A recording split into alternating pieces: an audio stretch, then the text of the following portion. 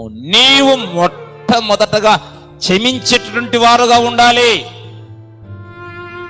ఎప్పుడైతే నువ్వు క్షమించగలుగుతావో అప్పుడు దేవుడు నిన్ను క్షమిస్తాడు అని వాక్యము స్పష్టంగా సెలవిస్తా ఉంది. కాబట్టి దయచేసి చెప్తున్నా, క్రీస్తు యొక్క ఆత్మను కలిగి మనము జీవితం, క్రీస్తు యేసుకు కలిగిన మనస్సును మనము ధరించుకుందాం. అసూయ, ద్వేషం, పగ, కలహం అన్నీ కూడా మనిషిలో ఉంటే మనిషి పతనమైపోతాడు. నువ్వు ప్రేమించి చూడు.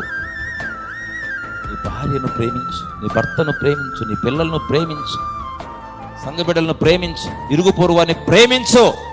ప్రేమ దోషములన్నిటినీ కప్పును అని వ్రాయబడింది.